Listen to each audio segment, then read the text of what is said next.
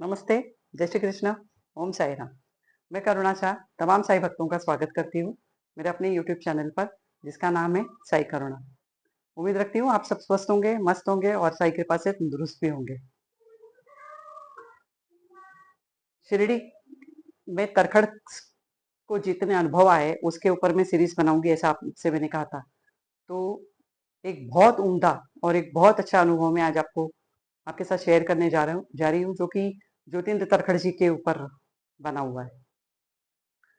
ज्योतिन्द्र तरखड़ जी जब यहाँ से वो लोग शिरडी से फर्स्ट मीटिंग साईं बाबा के साथ होने के बाद में जब वो मुंबई वापस आए, उसके बाद उन्होंने, मैंने कहा था आपसे कि बाबा साहेब तरखड़ जी को इन्होंने समझाया था, लेकिन बाबा साहेब तरखड़ जी प्रार्थना समाजिस्ट होने के नाते शिरडी जाने को रेडी नहीं थे।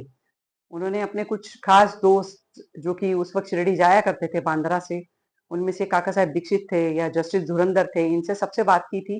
काका साहेब महाजनी थे। इन सबसे बात करने के बाद उन्हें पता चला था कि साईं बाबा कोई साधारण व्यक्तिमत्व है ही नहीं। फिर भी अब तक भी बाला साहेब तरखड़ जी के मन में साईं बाबा के लिए विश्वास या भक्ति या श्रद्धा जागृत नहीं हुई थी।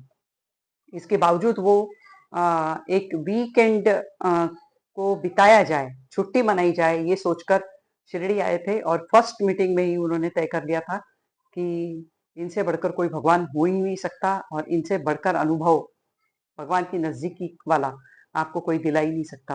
उसके बाद वो प्रार्थना समाजिस्ट तो नहीं रहे थे। एक्चुअली सारे तरखड़ जो थे ना वो प्रार्थना समाजिस्ट ही थे, क्योंकि भगवान में इनकी कोई खास आस्था थी नहीं। बस एक अपनी माता जी की सरदर्द का इलाज के तौर पर ज्योतिन्द्र तरखड़ जी शिरडी आए थे और बाबा साहेब तरखड़ जी को सीता देवी की कही हुई बातों से ज्यादा असरदार बातें ज्योतिन्द्र जी की लगी, क्योंकि ज्योतिन्द्र जी उस वक्त पढ़े लिखे इंसान थे और एक पढ़े लिखे इंसान का किसी बाबा के ऊपर विश्वास रखना या उसके मुंह से ये सुनना कि ये कोई साधारण व्यक्तिमत्व है ही नहीं और ये भगवान का ही अवतार है, बाबा साहेब तरखड़ जी के मन में ये बात घर तो जरूर कर गई थी। बाद में जब मैंने आपको पिछले वीडियोस में बताया कि दोनों सिक्के उन्होंने, बाबा ने, जो ज्योतिन्द्र ने उन्हें दिया था बचपन में और ट्रेन में जो दिया था बाबा साहेब तरखड़ ने चांदी का जॉर्ज द फाइव वाला सिक्का, वो दोनों उन्हें रिटर्न किए थे और उनसे कहा था कि इन्हें बहुत संभाल कर रखना कि ये तुम्हें भौतिक जगत में ही नहीं, आध्यात्मिक जगत में भी बहुत तरक्की दिलाएंगे। तो ज्योतिन्द्र तरखड़ जी जब शिरडी से वापस आए, इसके बाद इनके मन में भगवान के लिए या बाबा के लिए वो आस्था, वो प्रेम जागृत हुआ था कि भले इनके शरीर बांद्रा में थे, लेकिन इनका मन कहीं न कहीं साईं बाबा के साथ में गुंथा हुआ था या साईं बाबा के आसपास ही रहा करता था। उनके मन में, उनके दिमाग में, उनके बुद्धि में, उनके आत्मा में सिवाय साईं बाबा के और कोई विषय उस वक्त रहा ही नहीं करता था। ये स्पेशली मैं ज्योतिन्द्र जी के लिए और सीता देवी तरखड़ के लिए कह रही हूँ, लेकिन बाबा साहब की भी ऐसी ही हालत थी जब वो शिरडी से वापस गए थे। ज्योतिन्द्र जी ने इसके बाद में घर में पूजा पाठ शुरू कर दिया। ज्योतिन्द्र जी रोज सुबह 4 बजे उठ जाया करते थे और करीब करीब 5 बजे तक इनका नहाना वहाना सब निपट जाया करता था। उसके बाद 5 बजे सुबह रोज ही साईं बाबा के फोटो की पूजा किया करते थे। उसके लिए वो जो पाटा होता है चंदन का, उसके ऊपर चंदन की पेस्ट बनाया करते थे, बाबा को चंदन लगाया करते थे, फूल हार अर्पण किया करते थे, अगरबत्ती दिखाया करते थे, बाबा की आरती किया करते थे और जो दीपक ये जलाया करते थे चांदी का बाबा के सामने, तो जो साईं बाबा ने इन्हें जो 1894 का सिक्का इनका दिया हुआ इनको रिटर्न किया था, जिसमें होल हुआ करता था, मैंने आपको बताया, वो तांबे का सिक्का वो उस दिए में, चांदी के दिए में रखा करते थे और उसमें से वो बाती निकाल कर उसकी वो जोत जलाया करते थे। और इसके बाद ये इनका नियम हो गया था और इसके बाद ये प्रसाद के रूप में या भोग के रूप में साईं बाबा को रोज खड़ी शक्कर का प्रसाद रखा करते थे साईं बाबा के सामने। और इसके बाद ये दोनों बाप बेटे बाबा साहेब तरखड़ और ज्योतिन्द्र तरखड़ भाईखला में खटाऊ मिल में, उस वक्त दोनों बाप बेटे एक ही खटाऊ मिल में जॉब किया करते थे, भाईखला निकल जाया करते थे मुंबई। दोपहर के समय ये जब रिटर्न आया करते थे अपने घर पर, तो इनकी जो खाना बनाने वाली मेड हुआ करती थी वो सबकी थालियां बनाया करती थी और सबकी थाली में जो पूर्व निवेदित शक्कर होती थी, खड़ी शक्कर होती थी, या सुबह जो निवेद में खड़ी शक्कर ज्योतिन्द्र रखा करते थे ना, वो सबकी थालियों में परोस दिया करती थी और उस प्रसाद को खाकर ये लोग अपना भोजन आरंभ कर दिया करते थे। अब एक वक्त ऐसा आया जब मैंने आपको बताया था लास्ट वीडियो में कि बाबा साहेब तरखड़ पूरे बंडल सूती कपड़े के या तागा जो होता है बहुत बड़ा, वो पूरा भेज दिया करते थे शिरडी, ताकि बाबा उसकी कपनी बनाकर अपने लिए पहन सके। तो बाबा उस वक्त क्या किया करते थे कि जिस कपड़े की वो कपनी बनाया करते थे ना, जो भिक्षा के लिए बाबा झोला लेकर जाया करते थे ना, वो भी उसी कपड़े से बना करता था। अब सीता देवी उस वक्त उनका मन शिरडी जाने का हुआ और उन्होंने कहा बाबा साहब से कि मैं शिरडी जाना चाहती हूँ और कुछ दिन वहां रहकर बाबा की सेवा करना चाहती हूँ। और बाबा साहेब तरखड़ के दिमाग में ये था कि ज्योतिन्द्र भी उन्हें साथ दे और वो भी शिरडी जाए, ताकि ये कपड़े का जो बंडल में भेज रहा हूँ वो बाबा तक पहुंचा सके। पर ज्योतिन्द्र तरखड़ जाने के लिए जरा भी राजी नहीं थे, क्योंकि वो जानते थे कि अगर मैं ही चला गया शिरडी तो घर में बाबा की पूजा पाठ कौन करेगा। अब इनके मन का प्रेम देखिए, इसका भोलापन देखिए, इनके मन का। ये जा रहे थे बाबा से मिलने के लिए, पर इन्हें फिक्र इस बात की थी कि घर में जो फोटो रखी हुई है या घर में जो प्रतिमा रखी हुई है, इसको भोग कौन चढ़ाएगा और इसकी पूजा पाठ कौन करेगा। अब हालांकि वो प्रार्थना समाजिस्ट थे पापा, तो उनसे ये कहना कि आप पूजा कर लीजिए मेरे बदले, तो ये भी उन्हें कष्टदायी लग रहा था थोड़ा, कि मैं कैसे बोलूं पापा को जिन्होंने कभी जिंदगी में पूजा पाठ की ही नहीं।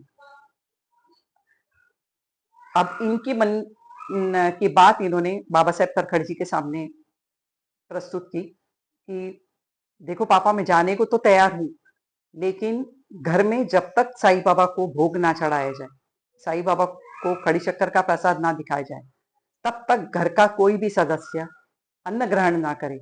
ये एक मेरी इतनी सी बात अगर आप मानते हो तो मैं सहर्ष शिरडी जाने के लिए तैयार हूं माँ के साथ। बाबा साहेब तरखड़ जी को अपने बेटे की ये जो दिनचर्या थी इसके बारे में जानकारी तो थी, तो उन्होंने उनसे कहा कि बाबा को भोग चढ़ाए बगैर घर में कोई खाना नहीं खाएगा, कोई अन्न ग्रहण नहीं करेगा, ये वादा मैं तुझसे करता हूँ। फिर ज्योतिन्द्र तरखड़ खुशी खुशी अपनी माँ के साथ जाने के लिए तैयार हुए और उसी दिन वो लोग शिरडी के लिए निकल आए। अब बाबा साहेब तरखड़ जी ने भी अपने बेटे का नियम 2 दिनों तक बहुत अच्छे से चलाया। रोज सुबह भोर होते वो उठ जाया करते थे, पूजा पाठ किया करते थे, खड़ी शक्कर रखा करते थे और उसके बाद वो ऑफिस जाया करते थे। तो दोपहर को आकर वही जो रूटीन मैंने आपको बताया वो चालू हो गया। तीसरे दिन अब ये व्यवहारी इंसान है, प्रार्थना समाजिस्ट तो बहुत दूर की बात हो गई। आप अब वो पूजा तो करने लग गए थे, लेकिन एक व्यवहारी इंसान जो एक उस वक्त का मुंबई में एक जाना पहचाना व्यक्तित्व, एक प्रतिष्ठित व्यक्ति थे, जो समाज सेवा में भी थे, जो अपने काम कार्य क्षेत्र में भी बहुत जाने माने थे। तो ऐसा इंसान कब तक पूजा पाठ जैसे बंधनों में अटका रह सकता है। बाबा साहेब तरखड़ जी उस दिन पूजा निपटाए और घाई घाई में ऑफिस के लिए निकल गए। कोई अर्जेंट काम उन्हें आ गया और वो निकल गए। अब खड़ी शक्कर का निवेद्य या भोग चढ़ाना गलती से ना हो पाया। दोपहर को जब वो खाना खाने के लिए अपने रूटीन के हिसाब से घर पर आए और खाना जिस मेड ने बनाया था, उन्होंने जब इनकी थाली लगाई तो देखा कि खड़ी शक्कर तो प्रसाद तो थाली में है ही नहीं। तब उन्हें याद आया कि आज सुबह में भोग चढ़ाना भूल गया हूँ बाबा को। वो उसी वक्त थाली से उठे और बाबा की प्रतिमा के सामने, फोटो के सामने गए और वहां गिड़गिड़ा कर कहने लगे, बाबा मैंने आपसे कहा था कि मैं ज्योतिन्द्र की तरह कोशिश कर रहा हूँ पूजा करने की, लेकिन मेरे ये एक बस बेटे ने बोल दिया और मैं कर रहा हूँ, इस तक सीमित ना रहते हुए मेरे अंदर प्रेम जागृत कीजिए आप, ताकि मैं बहुत प्रेम से और श्रद्धा से आपकी पूजा कर सकूं।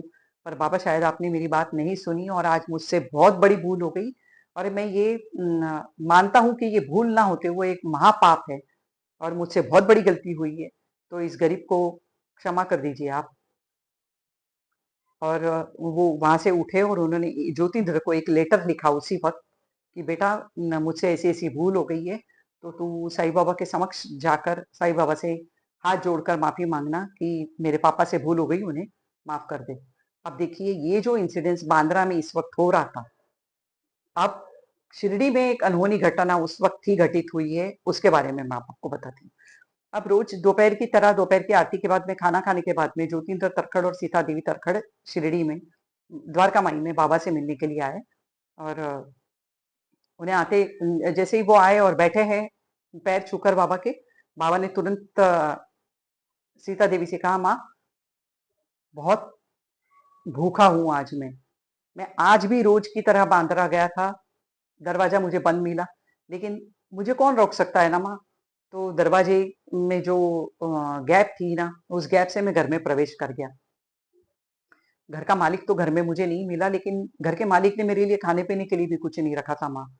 तो जैसी मेरी आंतड़ियां है ना, भूख के कारण गड़गड़ा रही थी, और भरी धूप में आज मैं बांद्रा से बिना कुछ खाए हुए भूखा वापस आया हूँ माँ। अब एक सेकंड के लिए सीता देवी तो नहीं समझ पाई कि बाबा ने क्या कह दिया, पर ज्योतिन्द्र तरखड़ जी जो वहीं पास में बैठे हुए थे इंस्टेंटली समझ गए कि आज मेरे पापा से बांद्रा में भोग चढ़ाने को लेकर गलती हुई है, और उन्होंने भोग नहीं चढ़ाया है। और उन्होंने तुरंत पापा के पैर पकड़े और बाबा से माफी मांगी कि बाबा जरूर मेरे पापा से गलती हुई है भोग चढ़ाने में, तो मुझे माफ कर दीजिए और अभी तुरंत मुझे इजाजत दीजिए, मैं बांद्रा वापस जाना चाहता हूँ ताकि आपकी पूजा में और आपके भोग में कोई व्यत्यय ना आए। ये भोला प्रेम था देखिए ज्योतिन्द्र जी का।